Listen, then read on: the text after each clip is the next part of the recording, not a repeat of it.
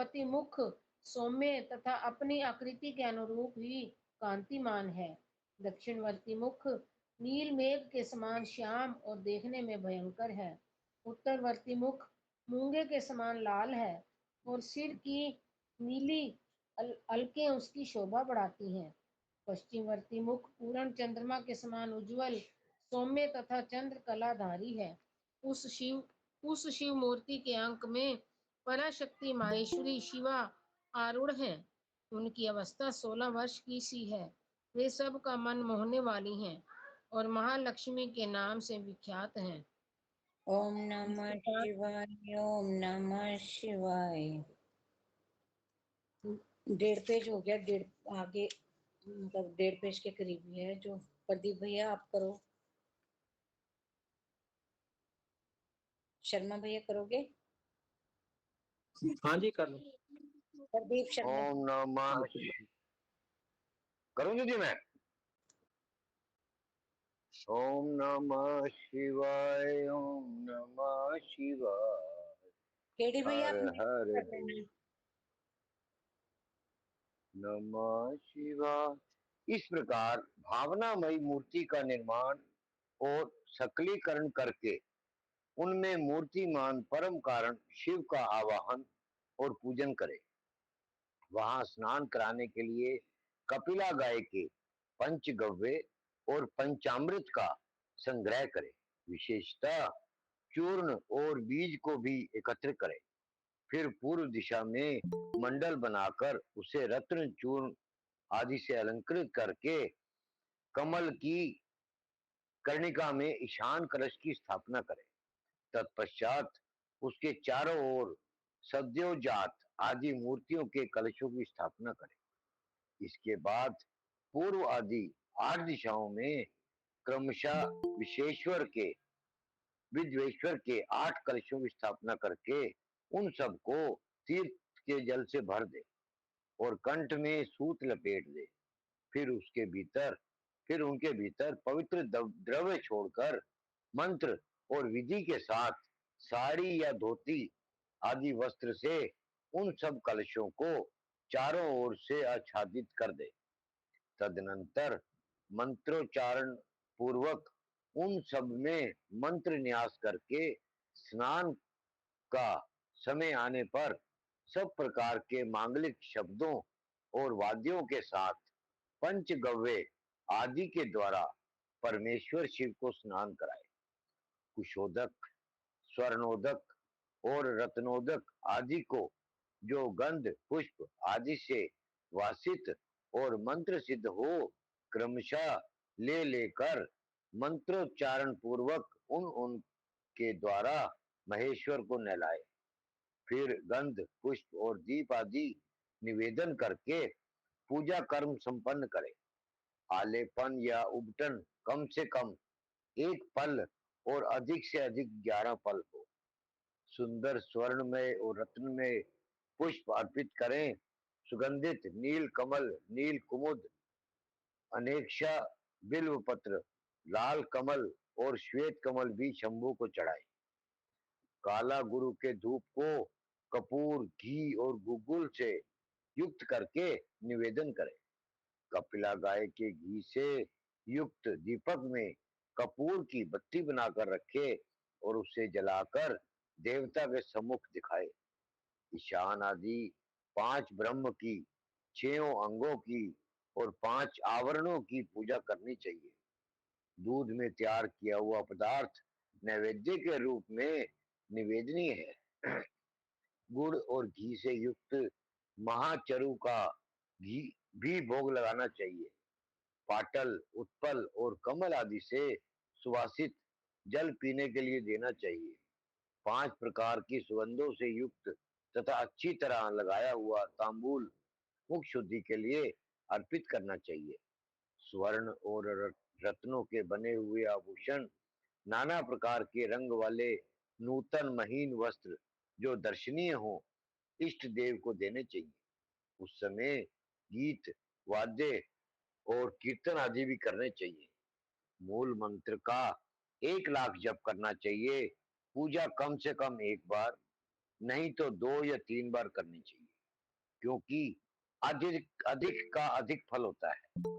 Home सामग्री के लिए जितने द्रव्य हों, उनमें से प्रत्येक द्रव्य की कम से कम 10 और अधिक से अधिक 100 आहुतियां देनी चाहिए।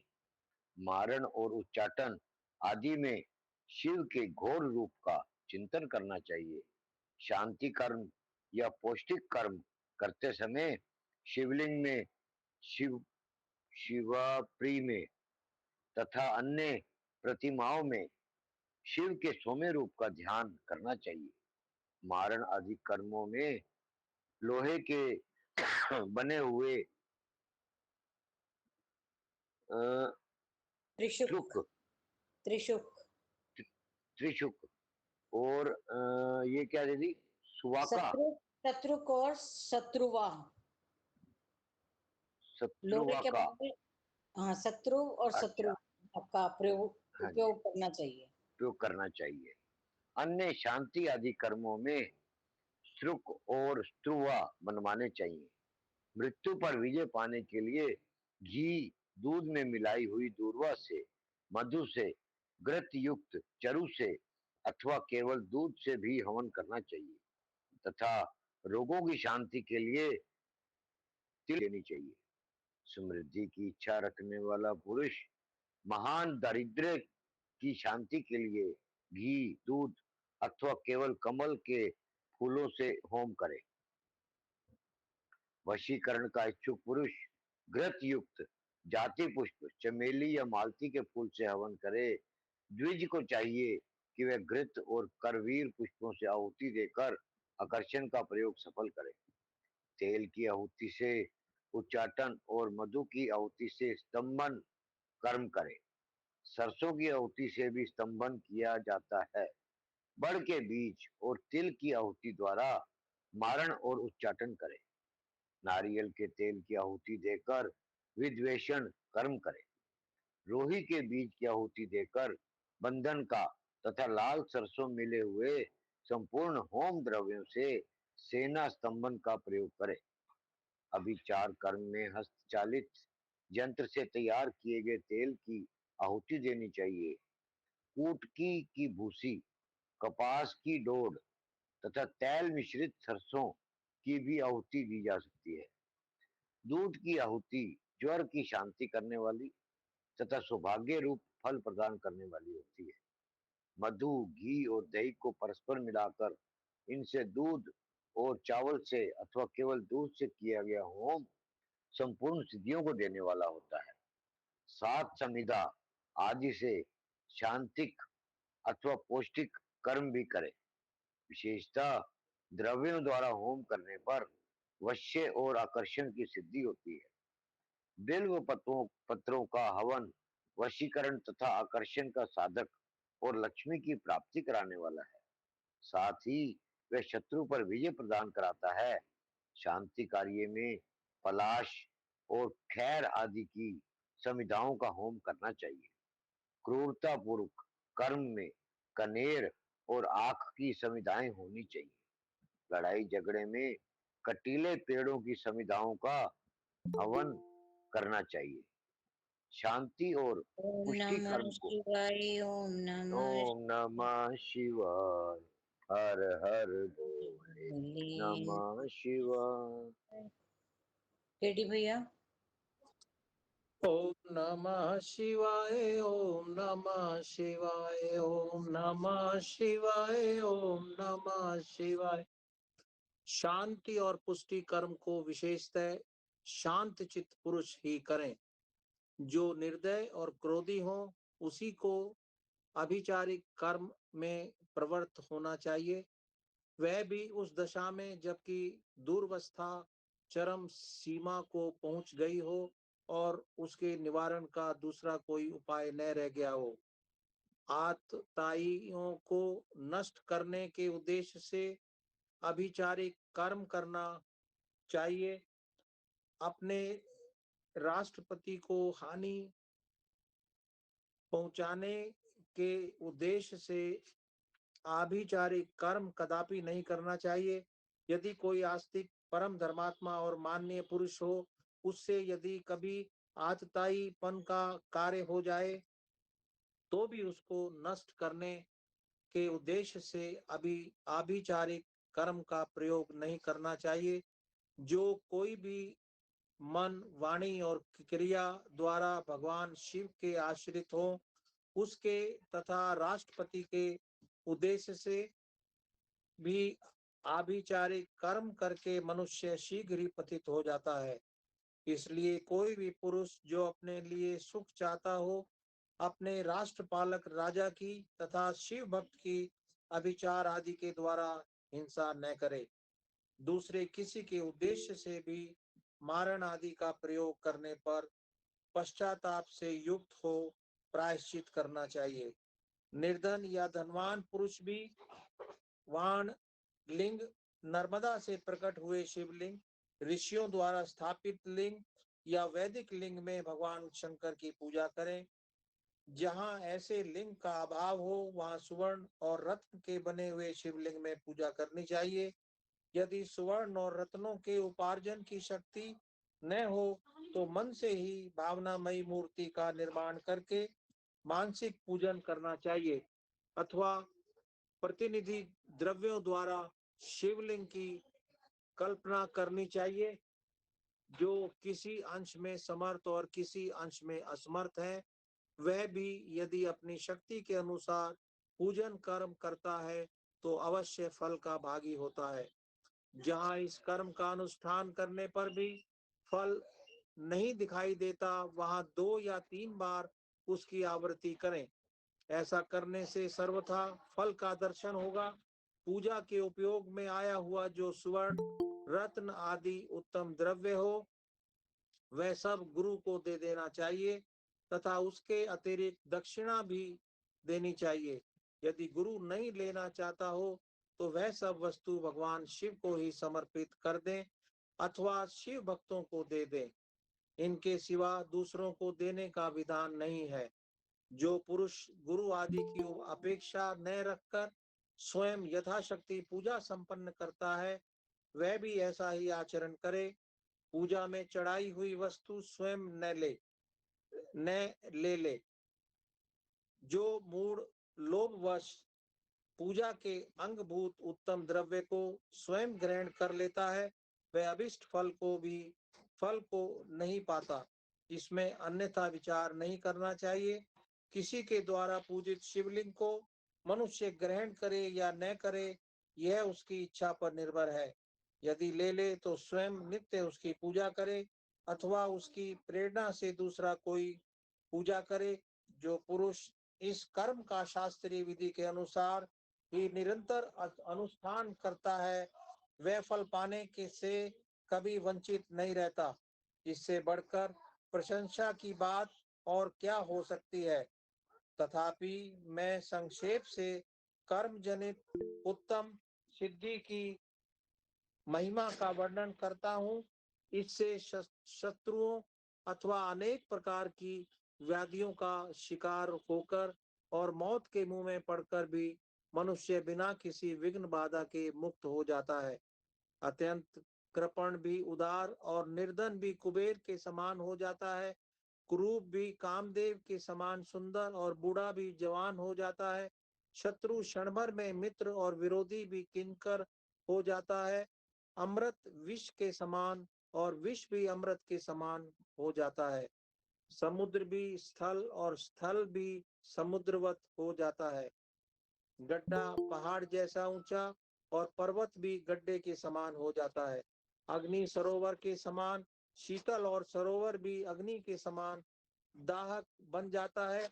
उद्यान जंगल और जंगल उद्यान हो जाता है। शूद्र मृग सिंह के समान शौर्यशाली और सिंह भी क्रीड़ा मृग के समान आज्ञा पालक हो जाता है।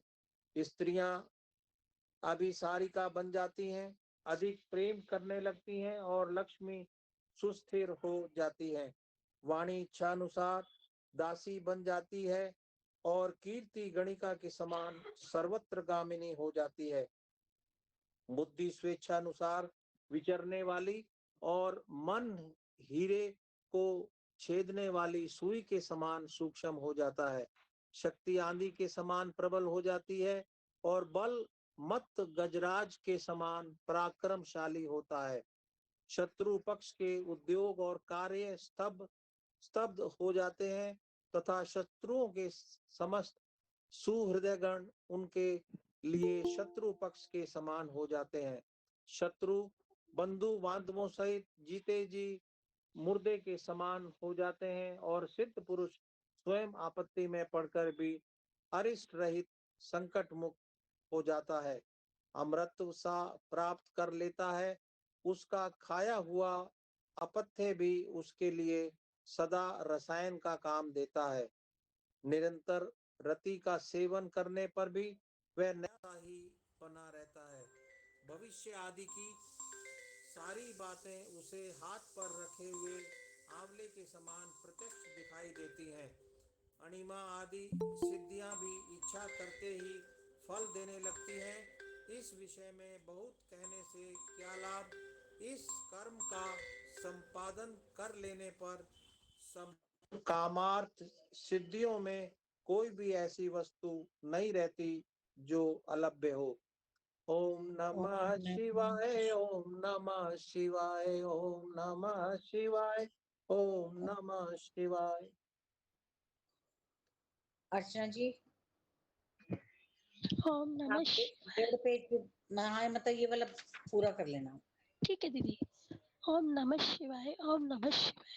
पारलौकिक फल देने वाले कर्म, शिवलिंग महाव्रत की विधि और महिमा का वर्णन। उपमन्यु कहते हैं, यदुनंदन, अब मैं केवल परलोक में फल देने वाले कर्म की विधि बतलाऊंगा। तीनों लोकों में इसके समान दूसरा कोई कर्म नहीं है। यह विधि अतिशय पुण्य से युक्त है और संपूर्ण देवताओं ने इसका अनुष्ठान किया है।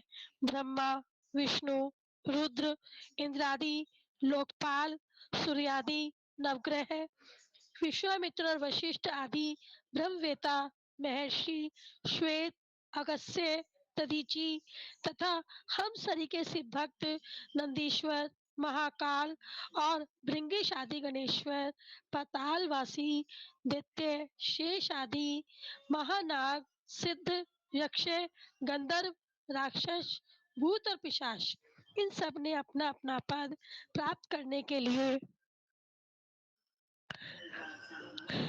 इस विधि का अनुष्ठान किया है।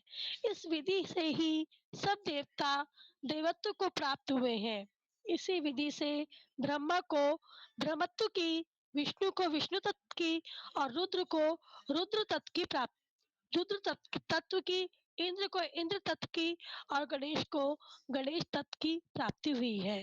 श्वेत चंदन युक्त जल से लिंग स्वरूप शिव और शिवा को स्नान कराकर प्रफुल्ल श्वेत कमलों द्वारा उनका पूजन करें। फिर उनके चरणों में प्रणाम करके वही लिपि पुती भूमि पर सुंदर शुभ लक्षण पद्मासन बनवाकर रखें। धन हो तो अपनी शक्ति के अनुसार सोने या रत्न आदि का पद्मासन बनवाना चाहिए। कमल के केसरों के मध्य भाग में अंगुष्ठ के बराबर छोटे से सुंदर शिवलिंग की स्थापना करें। वह सर्वगंधमय और सुंदर होना चाहिए और उसे दक्षिण भाग में स्थापित करके विल पत्रों द्वारा उसकी पूजा करें। फिर उसके दक्षिण भाग में अगुरु, पश्चिम भाग में मैंसिल, उत्तर भाग में चंदन और पूर्व भाग में हरिताल चढ़ाएं। फिर सुंदर सुगंधित विचित्र पुष्पों द्वारा पूजा करें। सब और काले अगुरु और गुगलू की धूप दें। अत्यंत महीन और निर्मल वस्त्र निवेदन करें। घृत मिश्रित खीर का भोग लगाएं। घी के दीपक जलाकर रखें। मंत्रोच्चारण पूर्वक सब कुछ चढ़ाकर परिक्रमा करें। भक्ति भाव से देवेश्वर को, शिव को प्रणाम करके उनकी स्तुति करें और अंत में त्रुटियों के लिए क्षमा प्रार्थना करें। तत्पश्चात शिव पंचाक्षर मंत्र से संपूर्ण उपहारों सहित वे शिवलिंग शिव को समर्पित करें और स्वयं दक्षिणामूर्ति का आश्रय लें, जो इस प्रकार पंचगंध में शुभ लिंग की नित्य अर्चना करता है, वह सब पापों से मुक्त हो शिवलोक में प्रतिष्ठित होता है। यह शिवलिंग महाव्रत सब व्रतों में उत्तम और गोपनीय है। तुम भगवान शंकर के भक्त हो, इसलिए तुमसे इसका वर्णन किया है।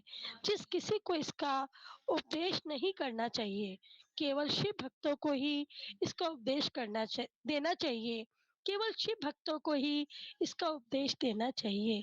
प्राचीन काल में भगवान शिव ने ही इस व्रत का उपदेश दिया था। तदनंतर लिंग की कारण रूपता तथा लिंग प्रतिष्ठा एवं पूजा की व्याख्या करके उपमन्यु ने कहा, यदुनंदन, यदि कोई स्थापित शिवलिंग ना मिले तो शिव के स्थान भूत जल, अग्नि, सूर्य तथा आकाश में भगवान शिव का पूजन करना चाहिए। ओम नमः शिवाय, ओम ओम नमः नमः शिवाय। ओम नमः शिवाय। संतोष शर्मा जी। ओम नमः शिवाय। ओम नमः शिवाय। हर हर भोले नमः शिवाय। योग के अनेक भेद, उसके 8 और 6 अंगों का विवेचन, यम नियम, आसन, प्राणायाम, दशविध प्राणों को जीतने की महिमा, प्रत्याहार, धारणा, ध्यान और समाधि का निरूपण।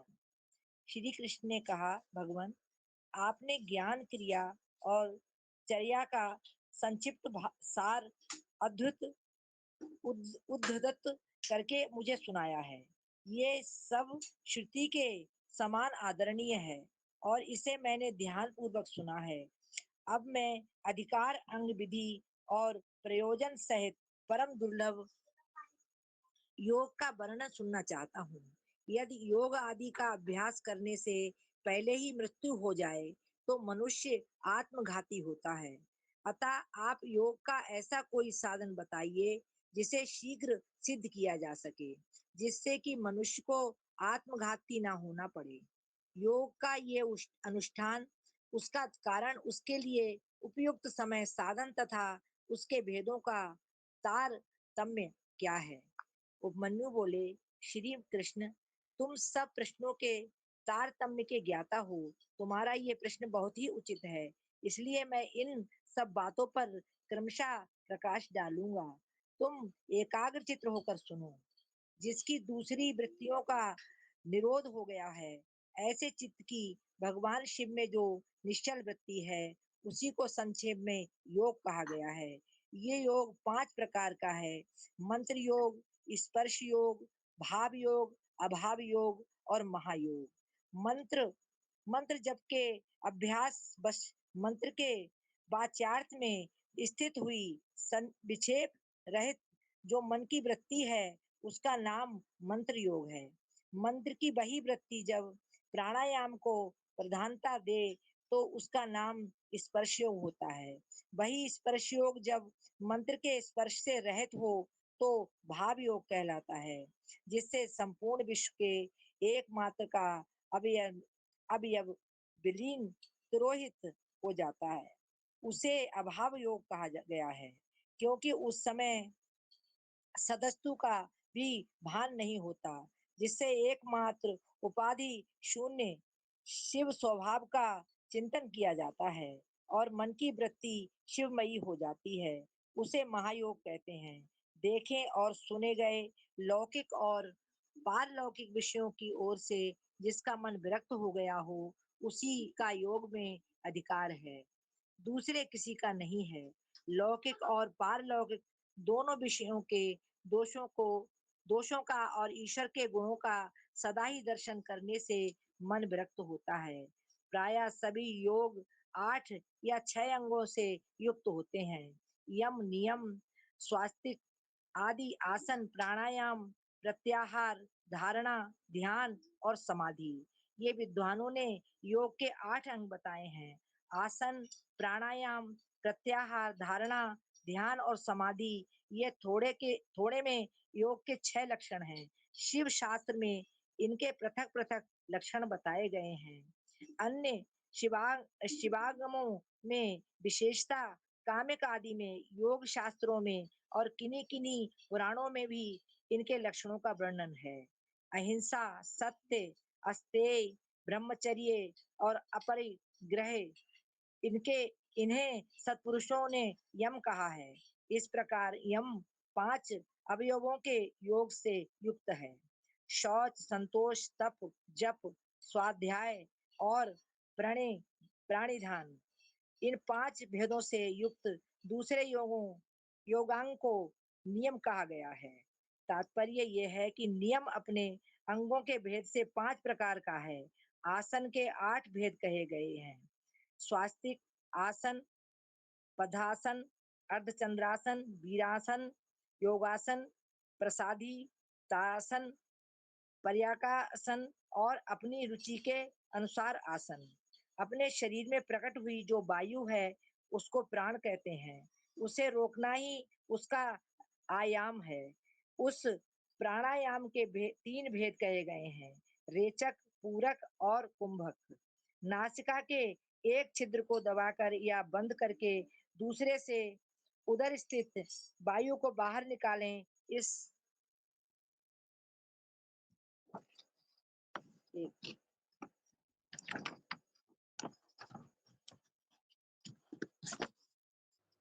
क्रिया को रेचक कहा गया है। एक से एक उसको पेट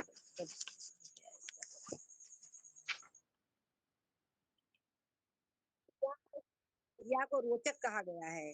फिर दूसरे नासिका छिद्र के द्वारा बाह्य वायु से शरीर को धौकने की भांति भर ले। इसमें वायु के पूर्ण की क्रिया होने के कारण इसे पूरक कहा गया है। जब साधक भीतर की वायु को ना तो छोड़ता है और ना बाहर की वायु को ग्रहण करता है, केवल भरे हुए घड़े की भांति अविचल भाव से स्थित रहता है, तब उस प्राणायाम को कुंभक नाम दिया जाता है। योग के साधक को चाहिए कि वह रेचक आज तीनों प्राणायामों को ना तो बहुत जल्दी जल्दी करे और ना बहुत देर से करे। साधना के लिए उद्धत हो और क्रम योग से उसका अभ्यास करे। रेचक ओम नमः शिवाय, ओम नमः शिवाय, हर हर भोले नमः शिवाय। अशोक भैया,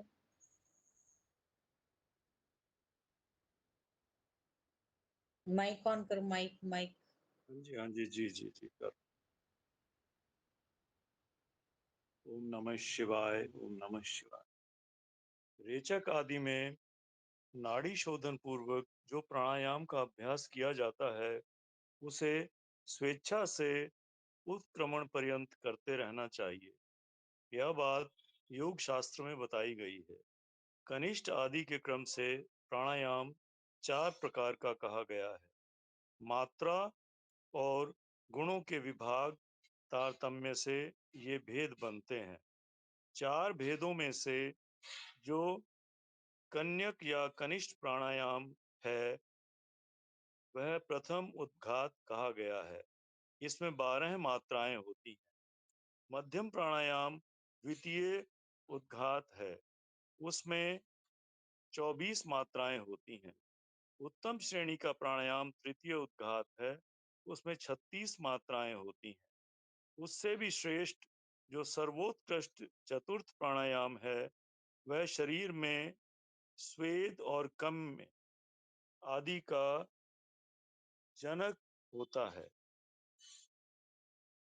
योगी के अंदर आनंद जनित रोमांच, नेत्रों से अश्रुपात, जल भ्रांति और मूर्छा आदि भाव प्रकट होते हैं। घुटने के चारों ओर प्रदक्षिण क्रम से न बहुत जल्दी और न बहुत धीरे धीरे चुटकी बजाएं।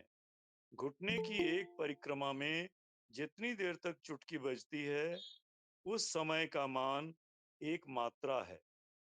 मात्राओं को क्रमशः जानना चाहिए। उद्घात क्रम योग से नाड़ी शोधन पूर्वक प्राणायाम करना चाहिए।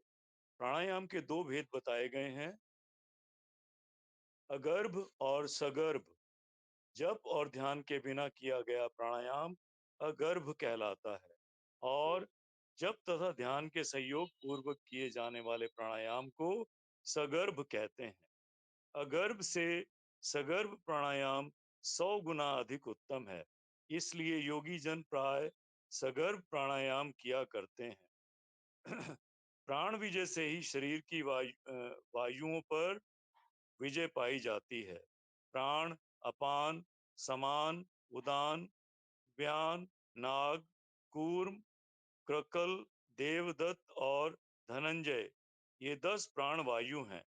प्राण प्राण प्रयाण करता है, इसीलिए इसे प्राण कहते हैं। जो कुछ भोजन किया जाता है, उसे जो वायु नीचे ले जाती है, उसको अपान कहते हैं। जो वायु संपूर्ण अंगों को बढ़ाती हुई उनमें व्याप्त रहती है, उसका नाम व्यान है। जो वायु मर्म स्थानों को उद्वेजित करती है, उसकी उदान संज्ञा है। जो वायु सब अंगों को समभाव से ले चलती है, वह अपने उस समनयन रूप कर्म से समान कहलाती है। मुख से कुछ उगलने में कारणभूत वायु को नाग कहा गया है। आंख खोलने के व्यापार में कूर्म नामक वायु की स्थिति है। छींक में क्रकल और जम्हाई में देवदत्त नामक वायु की स्थिति है। धनंजय नामक वायु संपूर्ण शरीर में व्याप्त रहती है। वह मृतक शरीर को भी नहीं छोड़ती। क्रम से अभ्यास में लाया हुआ यह प्राणायाम जब उचित प्रमाण या मात्रा से युक्त हो जाता है, तब वह कर्ता के सारे दोषों को दग्ध कर देता है और उसके शरीर की रक्षा करता है। प्राण पर विजय प्राप्त हो जाए तो उससे प्रकट होने वाले चिन्हों को अच्छी तरह देखे। पहली बात यह होती है कि विष्ठा, मूत्र और कफ की मात्रा घटने लगती है, अधिक भोजन करने की शक्ति हो जाती है और विलंब से सांस चलती है। शरीर में हल्कापन आता है, शीघ्र चलने की शक्ति प्रकट होती है, हृदय में उत्साह बढ़ता है, स्वर में मिठास आती है, समस्त रोगों का नाश हो जाता है, बल, तेज और सौंदर्य की वृद्धि होती है, गति, मेधा, युवापन, स्थिरता और प्रसन्नता आती है। तप, प्रायश्चित, यज्ञ, दान और व्रत आदि जितने भी साधन हैं, ये प्राणायाम के 16वीं कला के भी बराबर नहीं है। अपने अपने विषय में आसक्त हुई इंद्रियों को वहां से हटाकर जो अपने भीतर निग्रहित करता है, उस साधन को प्रत्याहार कहते हैं। मन और इंद्रियां ही मनुष्य को स्वर्ग तथा नरक में ले जाने वाली हैं। यदि उन्हें वश में रखा जाए तो वे स्वर्ग की प्राप्ति कराती हैं, और विषयों की ओर खुली छोड़ दिया जाए तो ये नरक में डालने वाली होती हैं। इसलिए सुख की इच्छा रखने वाले बुद्धिमान पुरुष को चाहिए कि वह ज्ञान वैराग्य का आश्रय ले, इंद्रिय रूपी अश्वों को शीघ्र ही काबू में रख करके स्वयं ही आत्मा का उद्धार करे। चित्त को किसी स्थान विशेष में बांधना, किसी ध्येय विशेष में स्थिर करना, यही संक्षेप में धारणा का स्वरूप है। एकमात्र शिव ही स्थान है, दूसरा नहीं, क्योंकि दूसरे स्थानों में त्रिविध दोष विद्यमान है। किसी नियमित काल तक स्थान स्वरूप शिव में स्थापित हुआ मन जब लक्ष्य से च्युत ना हो तो धारणा की सिद्धि समझना चाहिए, अन्यथा नहीं। मन पहले धारणा से ही स्थिर होता है, इसलिए धारणा के अभ्यास से मन को धीर बनाएं। अब ध्यान की व्याख्या करते हैं। ध्यान में ध्येय चिंत्यायाम यह धातु माना गया है। इसी धातु से ल्युप्त, लुपुत या ल्युत, ये शब्द बताना दीदी। ये शब्द ल्यूट इसी ल्युट, धातु से ल्यूट। ल्युट प्रत्यय करने पर ध्यान की सिद्धि होती है। अतः विक्षेप रहित चित्त से जो शिव का बारंबार चिंतन किया जाता है, उसी का नाम ध्यान है। ध्येय में स्थित हुए चित्त की जो ध्येय आकार वृत्ति होती है और बीच में दूसरी वृत्ति अंतर नहीं डालती, उस ध्येय आकार वृत्ति का प्रवाह रूप से बना रहना ध्यान कहलाता है। दूसरी सब वस्तुओं को छोड़कर केवल कल्याणकारी परम देवेश्वर शिव का ही ध्यान करना चाहिए। वे ही सबके परम ध्येय हैं। यह अथर्ववेद की श्रुति का अंतिम निर्णय है। इसी प्रकार शिवा देवी भी परम ध्येय है। वे दोनों, शिवा और शिव, संपूर्ण भूतों में व्याप्त हैं। श्रुति, स्मृति एवं शास्त्रों से यह सुना गया है कि शिवा और शिव सर्वव्यापक, सर्वदा उदित, सर्वज्ञ एवं नाना रूपों में निरंतर ध्यान करने योग्य हैं। इस ध्यान के दो प्रयोजन जानने चाहिए। नमः शिवाय ओम ओम नमः शिवाय। नमः शिवाय। धन्यवाद। उषा दीदी मैं करूंगी आज। कर पाओगे प्रियंका? हाँ अब तो ठीक है गला। चलो कर लो, थोड़ा एक पेज आप कर लो। ओम नमः शिवाय ओम नमः शिवाय हर हर बोले नमः शिवाय। पहला है मोक्ष और दूसरा प्रयोजन है अणिमा आदि सिद्धियों की उपलब्धि। ध्याता, ध्यान, ध्येय और ध्यान प्रयोजन, इन चारों को अच्छी तरह जानकर योगवेता पुरुष योग का अभ्यास करें। जो ज्ञान और वैराग्य से संपन्न, श्रद्धालु, क्षमाशील, ममता रहित तथा सदा उत्साह रखने वाला है, ऐसा ही पुरुष ध्याता कहा गया है। अर्थात वही ध्यान करने में सफल हो सकता है। साधक को चाहिए कि वह जप से थकने पर भी ध्यान करे और ध्यान से थक जाने पर पुनः जप करे। इस तरह जप और ध्यान में लगे हुए पुरुष का योग जल्दी सिद्ध होता है। और 12 प्राणायामों की एक धारणा होती है। 12 धारणाओं का ध्यान होता है और 12 ध्यान की एक समाधि कही गई है। समाधि को योग का अंतिम अंग कहा गया है। समाधि से सर्वत्र बुद्धि का प्रकाश फैलता है। जिस ध्यान में केवल ध्येय ही अर्थ रूप से भासता है, ध्याता निश्चल महासागर के समान स्थिर भाव से स्थित रहता है और ध्यान स्वरूप से शून्य सा हो जाता है। उसे समाधि कहते हैं। जो योगी ध्येय में चित्त को लगाकर सुस्थिर भाव से उसे देखता है और बुझी हुई आग के समान शांत रहता है, वह समाधिस्थ कहलाता है।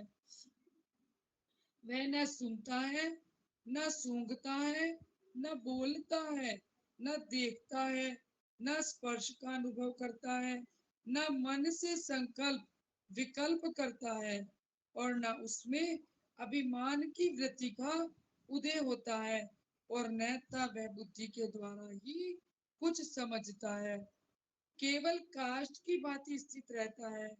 इस तरह शिव में लीन चित हुए योगी को यहाँ समाधिस्थ कहा जाता है। जैसे वायु रहित स्थान में रखा हुआ दीपक कभी हिलता नहीं है, निस्पंद बना रहता है, उसी तरह समाधि निष्ठ शुद्ध चित्त योगी भी उस समाधि से कभी विचलित नहीं होता, सुस्थिर भाव से स्थिर रहता है। इस प्रकार उत्तम योग का अभ्यास करने वाले योगी के सारे अंतराय शीघ्र नष्ट हो जाते हैं और संपूर्ण विघ्न भी धीरे धीरे दूर हो जाता है। ओम नमः शिवाय। ओम नमः शिवाय।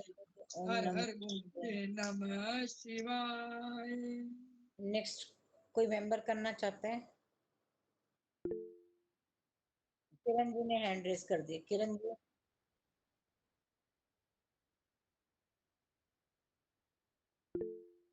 नमः शिवाय। हरे हरे बोलो नमः शिवाय। योग मार्ग के विघ्न, सिद्धि सूचक उपसर्ग तथा पृथ्वी से लेकर बुद्धि तत्व पर्यंत ऐश्वर्य गुणों का वर्णन। शिव शिवा के ध्यान की महिमा। उपमन्यु कहते हैं, श्री कृष्ण आलस्य, तीक्ष्ण व्याधियां, प्रमाद, स्थान संशय, अनवस्थित चित्तता, अश्रद्धा, भ्रांति दर्शन, दुख, दौर्मनस्य और विषय लोलुपता, ये 10 योग साधन में लगे हुए पुरुषों के लिए योग मार्ग के विघ्न कहे गए हैं।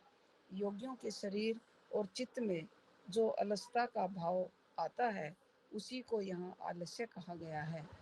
वात, पित्त और कफ, इन धातुओं की विषमता से जो दोष उत्पन्न होते हैं, उन्हीं को व्याधि कहते हैं। क्रम दोष से इन व्याधियों की उत्पत्ति होती है।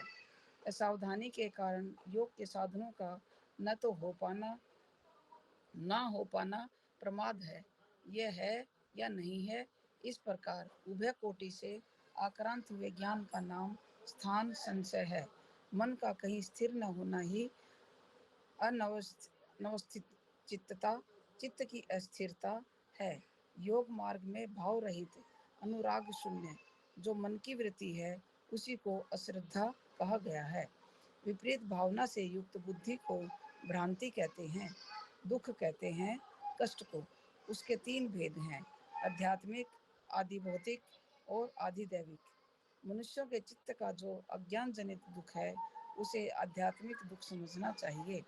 पूर्वकृत कर्मों के परिणाम से शरीर में जो रोग आदि उत्पन्न होते हैं, उन्हें आदि भौतिक दुख कहा गया है। विद्युतपात, अस्त्र शस्त्र और विष आदि से जो कष्ट प्राप्त होता है, उसे आदि दैविक दुख कहते हैं।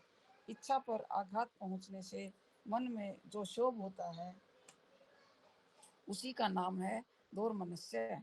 विचित्र विषयों में जो सुख का भ्रम है, वही विषय लोलुपता है। योग प्राणी योगी के इन विघ्नों के शांत हो जाने पर जो दिव्य उपसर्ग विघ्न प्राप्त होते हैं, वे सिद्धि के सूचक हैं। प्रतिभा, श्रवण, वार्ता, दर्शन, आस्वाद और वेदना, ये 6 प्रकार की सिद्धियां ही उपसर्ग कहलाती हैं, जो योग शक्ति के अपव्यय में कारण होती हैं। जो पदार्थ अत्यंत सूक्ष्म हो, किसी की ओट में हो, भूतकाल में रहा हो, बहुत दूर हो अथवा भविष्य में होने वाला हो, उसका ठीक ठीक प्रतिभास मीन्स ज्ञान हो जाना प्रतिभा कहलाता है। सुनने का प्रयत्न न करने पर भी संपूर्ण शब्दों का सुनाई देना श्रवण कहा गया है। समस्त देहधारियों की बातों को समझ लेना वार्ता है। दिव्य पदार्थों का बिना किसी प्रयत्न के दिखाई देना दर्शन कहा गया है। दिव्य रसों का स्वाद प्राप्त होना आस्वाद कहलाता है। अंतःकरण के द्वारा दिव्य स्पर्शों का तथा ब्रह्मलोक तक के गंधादि दिव्य भोगों का अनुभव वेदना नाम से विख्यात है। सिद्ध योगी के पास स्वयं ही रत्न उपस्थित हो जाते हैं और बहुत सी वस्तुएं प्रदान करते हैं। मुख से इच्छानुसार नाना प्रकार की मधुर वाणी निकलती है। सब प्रकार के रसायन और दिव्य औषधियां सिद्ध हो जाती हैं। देवांगनाएं इस योगी को प्रणाम करके मनोवांछित वस्तुएं देती हैं। योग सिद्धि के एक देश का भी साक्षात्कार हो जाए तो मोक्ष में मन लग जाता है। यह मैंने जैसे देखा या अनुभव किया है, उसी प्रकार मोक्ष भी हो सकता है। कृष्णता, स्थूलता, बाल्यावस्था, वृद्धावस्था, युवावस्था, नाना जाति का स्वरूप, पृथ्वी, जल, अग्नि और वायु, इन 4 तत्वों के शरीर को धारण करना, नित्य अपार्थिव एवं मनोहर गंध को ग्रहण करना, ये पार्थिव ऐश्वर्य के 8 गुण बताए गए हैं। ओम नमः शिवाय, ओम नमः शिवाय, हर हर बोले नमः शिवाय। किरण बालाजी। ओम नमः शिवाय, ओम नमः शिवाय, हरे हरे बोलो नमः शिवाय। जल में निवास करना, पृथ्वी पर ही जल का निकल आना, इच्छा करते ही बिना किसी आतुरता के स्वयं समुद्र को भी पी जाने में समर्थ होना, इस संसार में जहाँ चाहे वहीं जल का दर्शन होना, घड़ा आदि के बिना हाथ में ही जल राशि को धारण करना, जिस विरस वस्तु को भी खाने की इच्छा हो उसका तत्काल सरस हो जाना, जल, तेज और वायु, इन 3 तत्वों के शरीर को धारण करना तथा देह का फोड़े, फुंसी और घाव आदि से रहित होना। पार्थिव ऐश्वर्य के 8 गुणों को मिलाकर ये 16 जलीय ऐश्वर्य के अद्भुत गुण हैं। शरीर से अग्नि को प्रकट करना, अग्नि के ताप से जलने का भय दूर हो जाना, यदि इच्छा हो तो बिना किसी प्रियतन के इस जगत को जलाकर भस्म कर देने की शक्ति का होना, पानी के ऊपर अग्नि को स्थापित कर देना, हाथ में आग धारण करना, सृष्टि को जलाकर फिर उसे ज्यों का त्यों कर देने की क्षमता का होना, मुख में ही अन्न आदि को पचा लेना तथा तेज और वायु 2 ही तत्वों से शरीर को रच लेना। ये 8 गुण जलीय ऐश्वर्य के उपयुक्त 16 गुणों के साथ 24 होते हैं। ये 24 तेजस ऐश्वर्य के गुण कहे गए हैं। मन के समान वेगशाली होना, प्राणियों के भीतर क्षण भर में प्रवेश कर जाना, बिना प्रयत्न के ही पर्वत आदि के महान भार को उठा लेना, भारी हो जाना, हल्का होना, हाथ में वायु को पकड़ लेना, अंगुली के अग्रभाग की चोट से भूमि को भी कंपित कर देना, एकमात्र वायु तत्व से ही शरीर का निर्माण कर लेना, ये 8 गुण तेजस ऐश्वर्य के 24 गुणों के साथ 32 हो जाते हैं। विद्वानों ने वायु संबंधी ऐश्वर्य के ये ही 32 गुण स्वीकार किए हैं। शरीर की छाया का ना होना, इंद्रियों का दिखाई ना देना, आकाश में इच्छा अनुसार विचरण करना, इंद्रियों के संपूर्ण विषयों का समन्वय होना, आकाश को लांघना, अपने शरीर में उसका निवेश करना, आकाश को पिंड की भांति ठोस बना देना और निराकार होना, ये 8 गुण अग्नि के 32 गुणों से मिलकर 40 होते हैं। ये 40 ही वायु संबंधी ऐश्वर्य के गुण हैं। यही संपूर्ण इंद्रियों का ऐश्वर्य है। इसी को इंद्र एवं अंबर आकाश संबंधी ऐश्वर्य भी कहते हैं। इच्छा अनुसार सभी वस्तुओं की उपलब्धि, जहाँ चाहे वहां निकल जाना, सबको अभिभूत कर लेना, संपूर्ण गुह्य अर्थ का दर्शन होना, कर्म के अनुरूप निर्माण करना, सबको वश में कर लेना, सदा प्रिय वस्तु का ही दर्शन होना और एक ही स्थान से संपूर्ण संसार का दिखाई देना, ये 8 गुण पूर्वोक्त इंद्रिय संबंधी ऐश्वर्य गुणों से मिलकर 48 होते हैं। चांद्रमस ऐश्वर्य इन 48 गुणों से युक्त कहा गया है। ये पहले के ऐश्वर्यों से अधिक गुण वाला है। इसे मानस ऐश्वर्य भी कहते हैं। छेदना, पीटना, बांधना, खोलना, संसार के वश में रहने वाले समस्त प्राणियों को ग्रहण करना, सबको प्रसन्न रखना, पाना, मृत्यु को जीतना तथा काल पर विजय पाना, ये सब अहंकार संबंधी ऐश्वर्य के अंतर्गत हैं। अहंकारिक ऐश्वर्य को ही प्राजापत्य भी कहते हैं। चांद्रमस ऐश्वर्य के गुणों के साथ इसके 8 गुण मिलकर 56 होते हैं। महान अभिमानिक ऐश्वर्य के ये ही 56 गुण हैं। संकल्प मात्र से सृष्टि रचना करना, पालन करना, संहार करना, सबके ऊपर अपना अधिकार स्थापित करना, प्राणियों के चित्त को प्रेरित करना, सबसे अनुपम होना, इस जगह से पृथक नए संसार की रचना कर लेना तथा शुभ को अशुभ और अशुभ को शुभ कर देना, ये बोध ऐश्वर्य है। प्राजापत्य ऐश्वर्य के गुणों को मिलाकर इसके 64 गुण होते हैं। इस बोध ऐश्वर्य को ही ब्राह्म ऐश्वर्य भी कहते हैं। इससे उत्कृष्ट है गौण ऐश्वर्य, जिसे प्राकृत भी कहते हैं। उसी का नाम वैष्णव ऐश्वर्य है। तीनों लोकों का पालन उसी के अंतर्गत है।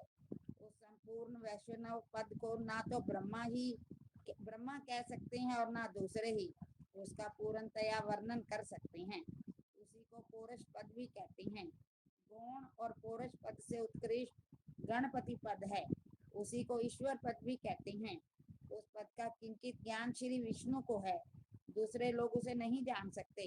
ये सारी विज्ञान सिद्धियां औपसर्गिक हैं।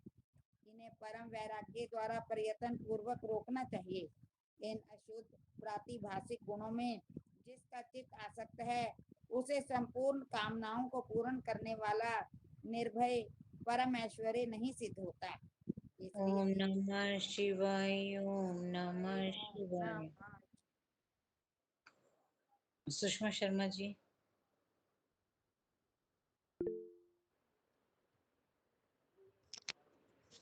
दीदी मैं हनुमान चालीसा के लिए मैंने हैंड रेज किया था।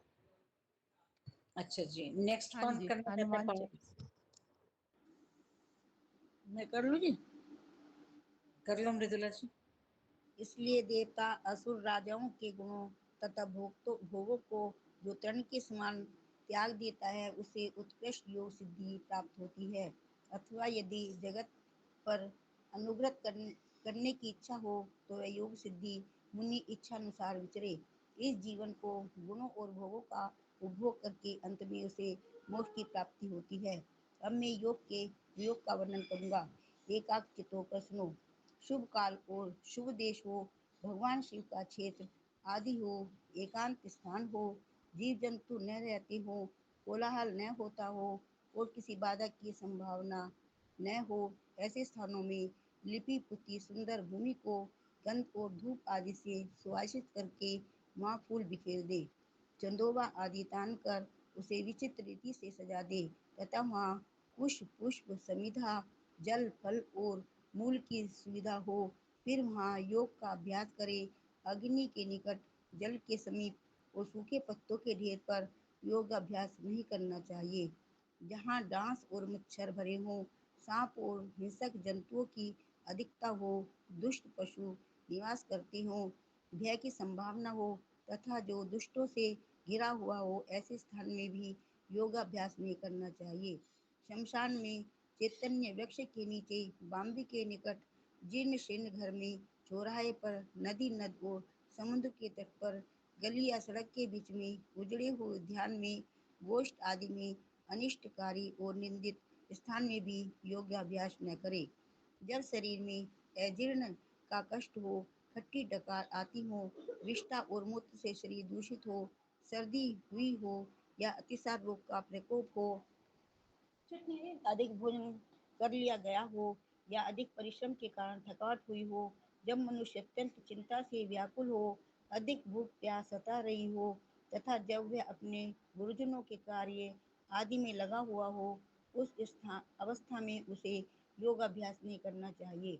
जिसके आहार विहार उचित एवं परिमित हो, जो कर्मों में यथायोग्य समुचित चेष्टा करता हो तथा जो उचित समय से सोता हो और जागता हो, वह सर्वदा आयास रहित हो, उसी को योगाभ्यास में तत्पर होना चाहिए। आसन मुलायम, सुंदर, विस्तृत, सब ओर से बराबर और पवित्र होना चाहिए।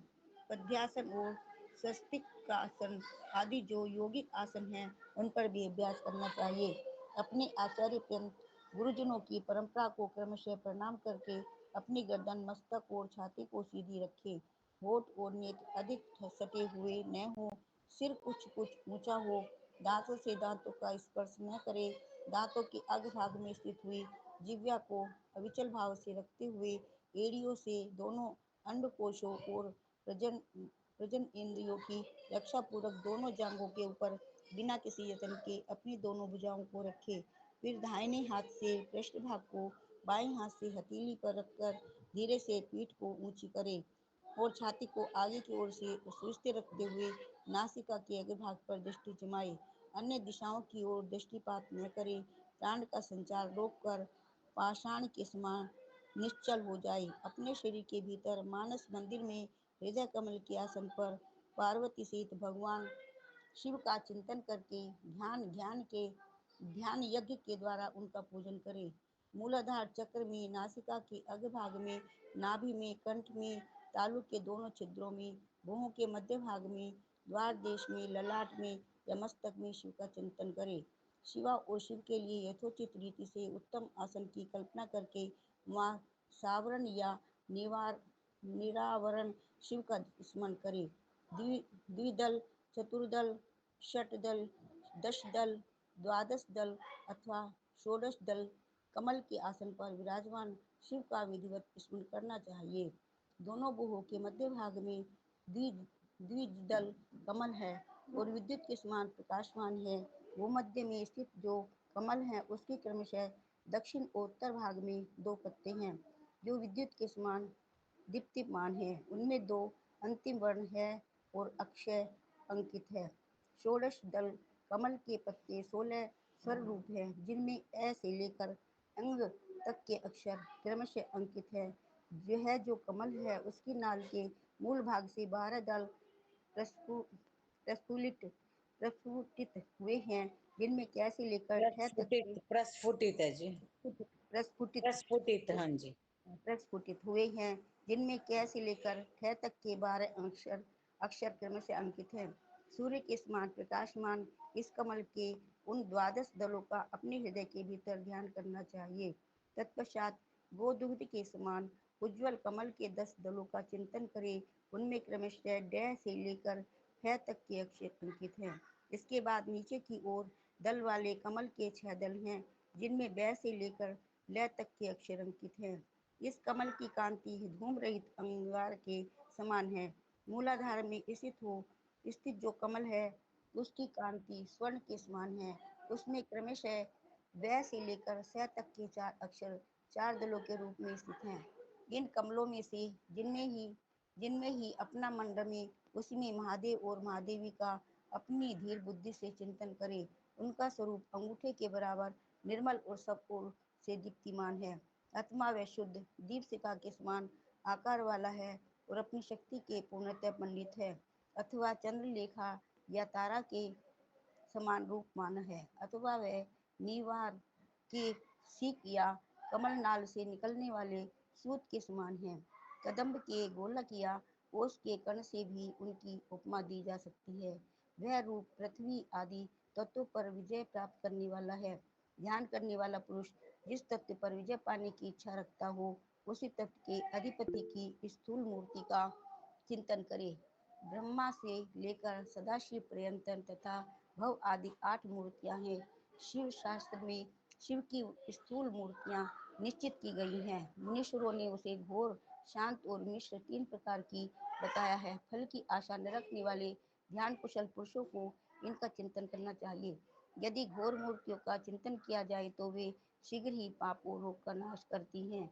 मिश्र मूर्तियों में शिव का चिंतन करने पर चिरकाल में सिद्धि प्राप्त होती है, और सौम्य मूर्ति में शिव का ध्यान किया जाए तो सिद्धि प्राप्त होने में न तो अधिक शीघ्रता होती है और न अधिक विलंब ही।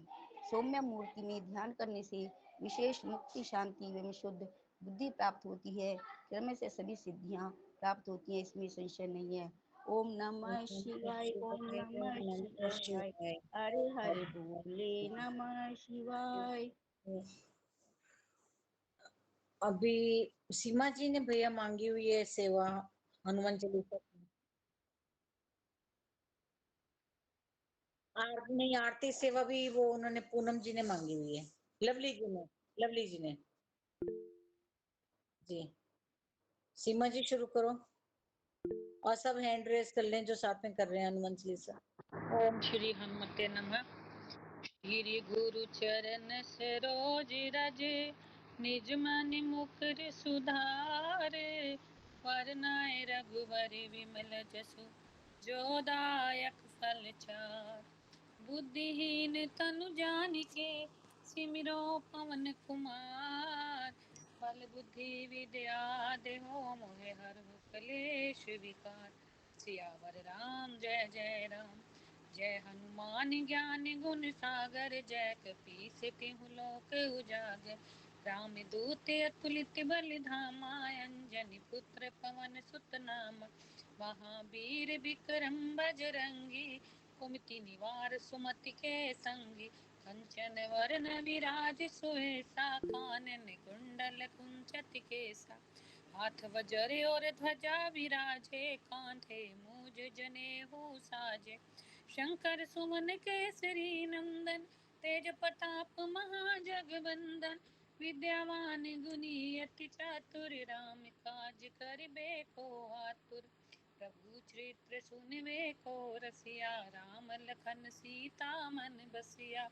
सूक्ष्म रूप धरि सियहि दिखावा, विकट रूप धरि लंक जरावा। भीम रूप धरि असुर सहारे, रामचंद्र जी के काज सवारे। लाए सजीवन लखन जियाए, श्री रघुवीर हर्षि उर लाए। रघुपति कीन्ही बहुत बड़ाई, तुम मम प्रिय भरत सम भाई। सहस बदन तुम यश गावे, हस कई श्रीपति कंठ लगावे। सनकादिक ब्रह्मादि मुनीसा, नारद सारद सहित ऐसा। यम कुबेर दिगपाल जहाते, कवि कोविद कह सके कहाते। तुम्हें उपकार सुग्रीव ही कीना, राम मिलाए राजपद दीना। तुमरो मंत्र विभीषण माना, लंकेश्वर भय सब जग जाना। जुग सहस्त्र जो जन पर भानु, लील्यो ताहि मधुर फल जानु। प्रभु मुद्रिका मेलि मुख माहि, जल्दी लांग गए अचरज नाहि। दुर्गम काज जगत के जेते, सुगम अनुग्रह तुम रे तेते। राम द्वारे तुम रखवारे, होत न आज्ञा बिन पैसारे। सब सुख ले तुम्हारी शरणा, तुम रक्षक काहू को डरना। आपन तेज सवारो आपे तीनों लोक हाँकते कापे, भूत पिशाच निकट नहीं आवे।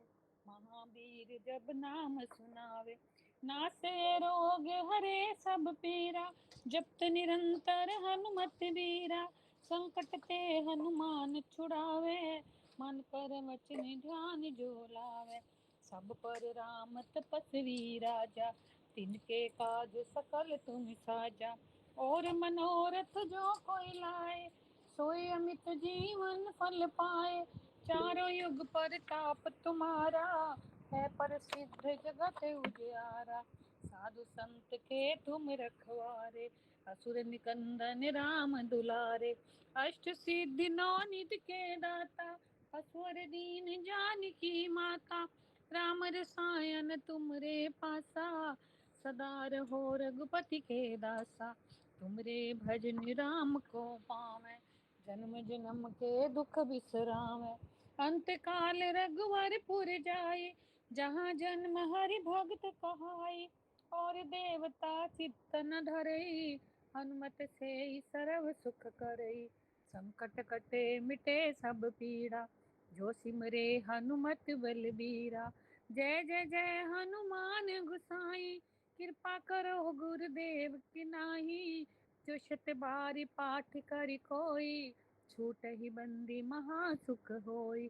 जो यह पढ़े हनुमान चालीसा, होए सिद्धि साखी गौरीसा। तुलसीदास सदा हरि चेरा, कीजे नाथ हृदय में डेरा। पवन तनय संकट हरने, मंगल मूर्ति रूप। राम लखन सीता सहित, मेरे हृदय बसौ सुरभूप। सियावर राम जय जय राम, मेरे प्रभु राम जय जय राम। करो कल्याण जय जय राम, मेरे मन बस्यो सीताराम। मेरे घर आइयो राधे श्याम। बोलो पवन सुत हनुमान की जय, सियावर रामचंद्र भगवान की जय। लवली जी आरती सेवा। ओम नमः शिवाय, ओम नमः शिवाय, हरि हरि बोले नमः शिवाय। श्री राम जय राम जय जय राम, श्री राम जय राम जय जय राम। आरती श्री हनुमान जी की, आरती की जय हनुमान लला की। दुष्ट दलन रघुनाथ कला की, जाके बल से गिरवर कांपे। रोग दोष जाके निकट न जापे, अंजनी पुत्र महाबल दाई। संतन के प्रभु सदा सहाई, देवीरा रघुनाथ पठाए। लंका जाई सिया सुध लाए, लंका कोट समुद्र सिखाई। जात पवन सुतवा रे न लाई, आरती की जय हनुमान लला की।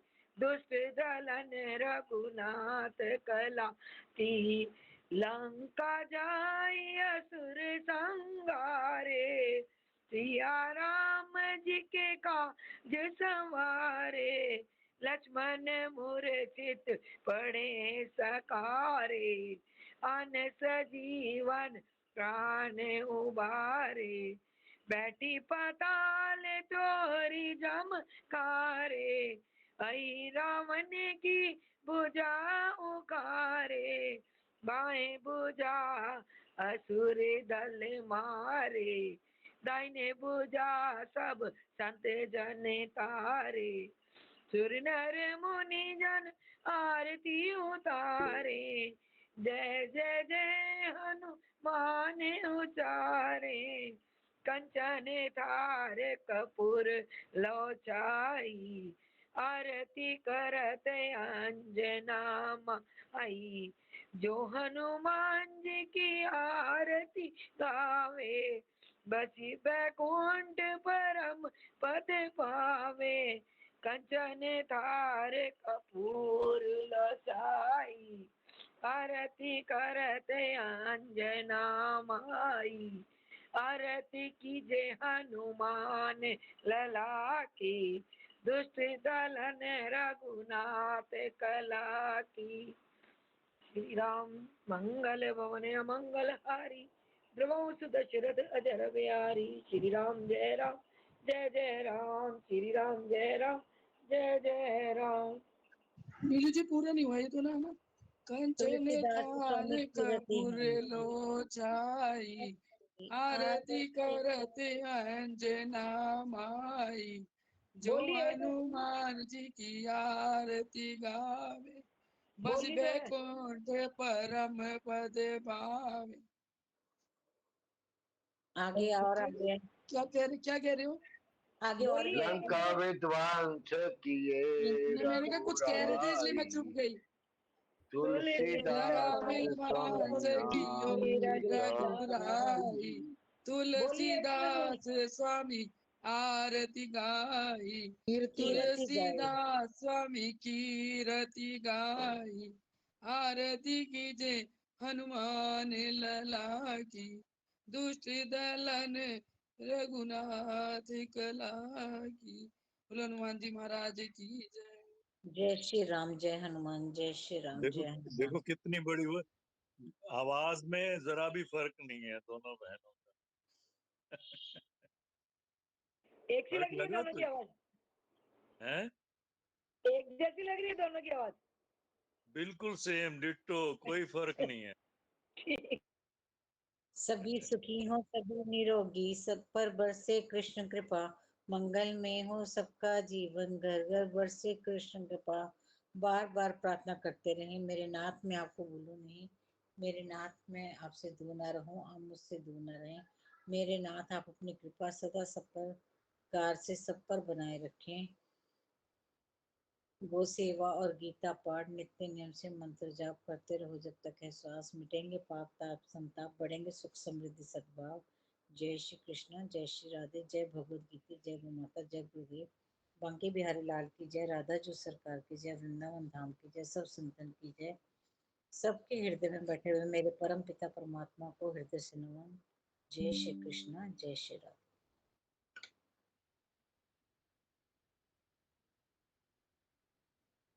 मेरी जी मृदुला की 40। भैया मेरे लिए मैंने मैसेज कर दिया था। संतोष शर्मा 95। मैसेज डाल दिया भाई भैया, मैसेज डाल दिया। हाँ 25 है, मेरे 25 है भैया। हाँ जी, हाँ मेरा हो गया संतोष। हाँ जी, मेरा भैया लिख ली सेवा 114। ठीक है, ठीक है।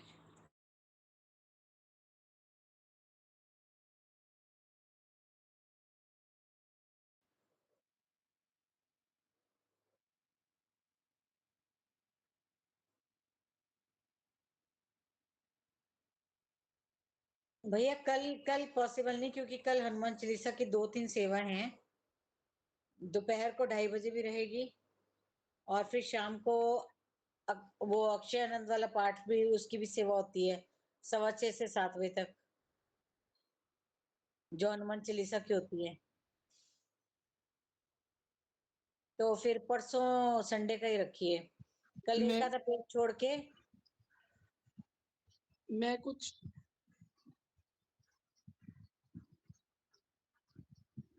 नहीं, कोई दिक्कत नहीं भैया। प्रियंका हम मंडे को कह रहे थे, सुनो प्रियंका, हम मंडे को कह रहे थे ना, मंडे को भैया लोग ऑफिस के लिए बिजी होते हैं, तो वो मंडे का मना कर रहे हैं इसलिए। ठीक है। हाँ दीदी संडे को ही रखना, मैं भी आप कल घर नहीं हूँ तो फिर। हाँ संडे का ही कोशिश रहेगी, आगे जो प्रभु की इच्छा।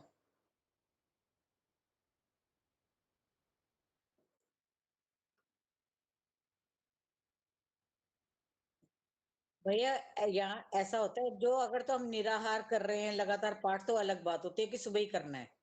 हम सब जब करें पाठ शाम को रहे तो कोई दिक्कत थोड़ा ना है। नीलू दीदी कल तो मत करना, मैं तो कल तो मत करना, मैं तो वस्त्र वगैरह भी नहीं लाई हूँ अभी फिर। नहीं नहीं, कल का नहीं होगा प्रियंका, कल का नहीं होगा। कल तो मैं भी 2-3 हनुमान चालीसा में बिजी रहती हूँ ना। कल सुंदरकांड का पाठ 2:30 बजे है, वीना जी वाला। कल और तो फिर मैं उसके भी नहीं बाद आऊंगी ना, हाँ कल जी तो हाँ हम जी, सारे भी हैं। कोशिश करेंगे संडे को ही हो। और संडे 11 भी है भैया, संडे को 11 से बहुत अच्छा दिन है। एकादशी है ना, कह रहे हैं। कि संडे की एकादशी है, वो अच्छा रहेगा।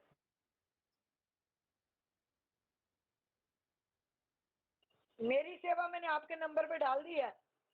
मैंने मैंने भी मैंने भी मेरी मैसेज कर 11 दिए लिखना हैं। जी।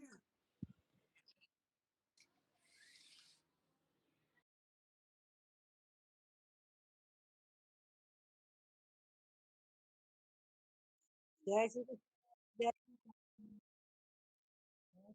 जय श्री राधे। राम राम राम राम। राधे राधे जी। जय श्री राम। जय श्री राम। जय श्री राम। जय जय श्री अरे दिखे नहीं।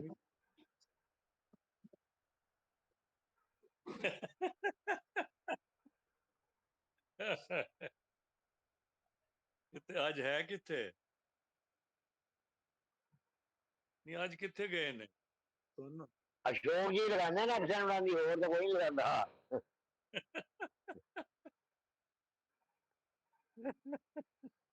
ओके जी। चलो जय श्री कृष्णा, मैं फोन कर लेना उन्होंने हुणे।